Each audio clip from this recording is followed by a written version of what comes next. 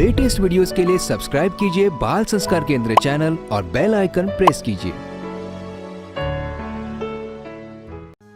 कहानी शंकराचार्य जी की बाल लीला।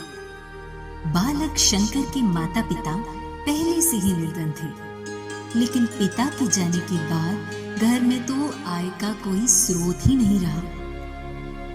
अपनी माता के दुख के कारण बालक शंकर स्वयं गांव में भिक्षा मांगकर लाते थे। जो कुछ मिल जाता उससे गुजारा करके भगवान के ध्यान में तल्लीन हो जाते थे।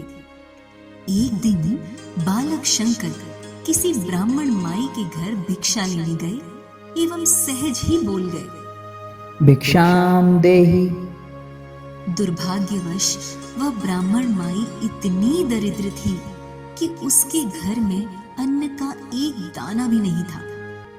उसके घर के बरामदे में आंवले का वृक्ष था। उसके नीचे एक सूखा हुआ आंवला पड़ा था। ब्राह्मण माई ने दुखी मन से सिर नीचे किए हुए वहीं से आंवला उठाकर बालक शंकर की झोली में डाल दिया।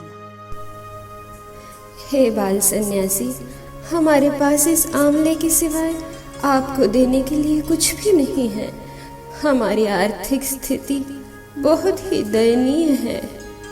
बालक शंकर को उस ब्राह्मणी की दरिद्रता देखकर दया आ गई। उसने माई को आश्वासन दिया, कोई बात नहीं माई, उस परमेश्वर पर आस्था दृढ़ रखो, वह सब ठीक करेंगे।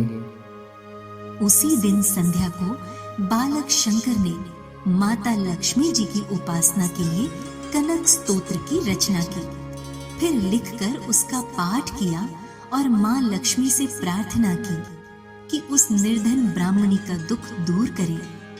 बालक के निर्दोष परोपकारी भाव से माता लक्ष्मी बहुत प्रसन्न हुई। दूसरे दिन सुबह जब ब्राह्मणी की आंख खुली तो उसने देखा कि उसके घर के आंगन में चारों तरफ सोने के आंवले बिखरे पड़े हैं। उसने आश्चर्य में भरकर अपने पति को जगाया। स्वामी देखो, उस बाल ब्रह्मचारी को मैंने एक सूखा आंवला दिया था। उसी का प्रताप है कि हमारा पूरा घर सोने के आंवलों से भर गया है। संत बालक की इतनी सी सेवा से एक ही दिन में हमारी सारी दरिद्रता दूर हो गई। यह बात पूरे गांव में आग की तरह फैल गई। फिर तो लोगों के मन में बालक शंकर के प्रति श्रद्धा बढ़ गई। अब तो उनके घर पर ही लोग खाने पीने का सामान, आवश्यक जरूरत की वस्तुएं पहुंचाने लग गए। इससे बालक शंकर को भगवान के ध्यान भजन में अधिक समय मिलने लग गया।